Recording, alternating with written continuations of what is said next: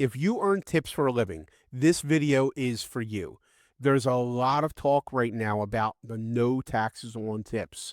And depending upon who you're listening to, it's either a massive tax break or complete nonsense. I'm Mike Malachi, CPA with Pink Harbor CPA. And today, I'm going to explain what the IRS actually allows, who qualifies, how much you can really deduct, and where people are getting themselves into trouble. Because yes, this rule is real. But if your plan is to watch one TikTok and then tell your boss that you're only taking tips now, that's how people end up very confused, very audited, and learning about the federal prison system in a way that they absolutely did not plan on. And real quick, like and subscribe if you want tax advice that doesn't get you audited, and because you're supporting an accountant who is a very heavy tipper. I tip like I'm afraid the server knows where I live.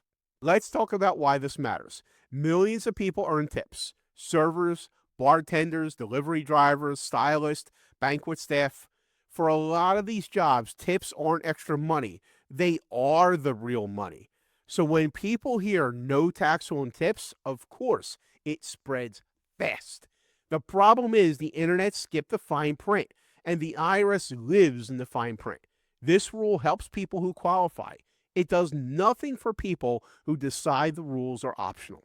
The IRS and the Treasury were very specific here. They created what's called the Treasury Tipped Occupation Code, which is a formal list of jobs that customarily and regularly receive tips before 2025.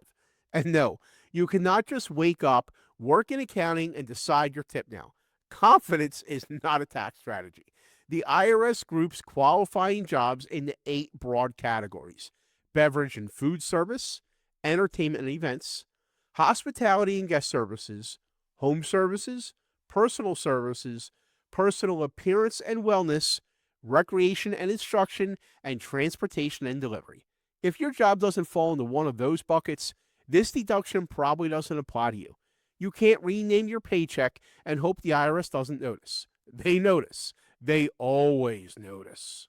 I know that's a lot, and nobody wants to pause the YouTube and take notes. So quick heads up. We wrote a full blog article on this at Pink Harbor CPA. It explains it in plain English, and it includes downloads for Schedule 1A and a downloadable list of the common ticked occupations to qualify. The link is in the show notes. Save it, bookmark it, send it to your coworker who thinks that their bonus is a tip. Now, let's talk about the most misunderstood part of the entire rule, what actually counts as a qualified tip. A qualified tip must be voluntary. If the customer didn't have a choice, it's not a tip. This is where restaurants and event workers get tripped up.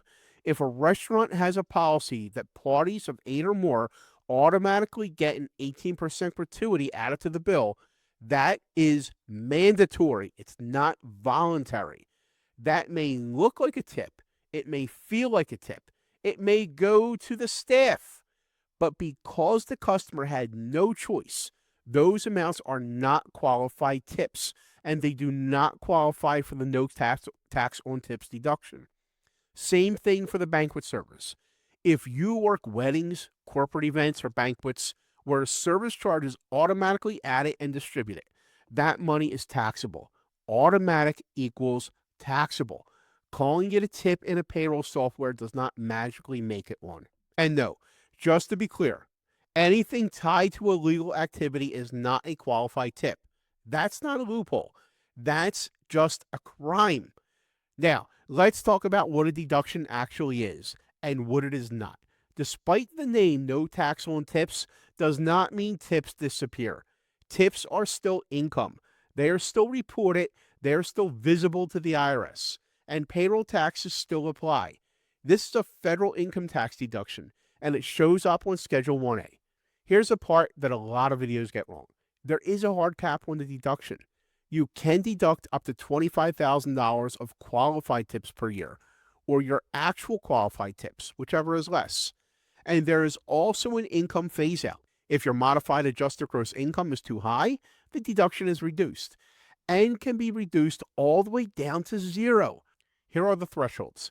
If you were single or head of household, The phase out starts once your income goes over $150,000.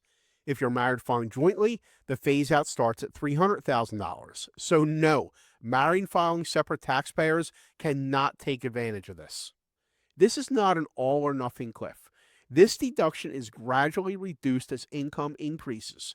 But if you're above the limit, this benefit shrinks and eventually disappears. Also important, the deduction is temporary.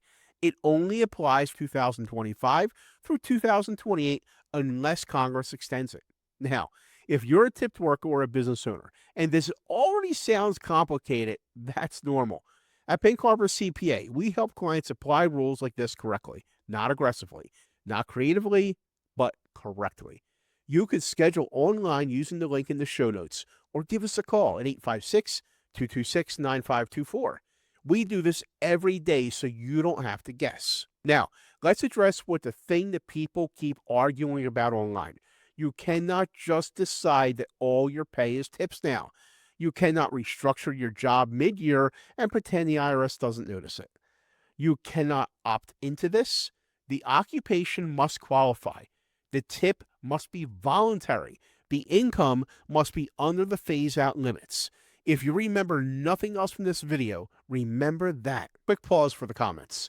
Tell me below your biggest tip that you've ever received. Cash, card, whatever.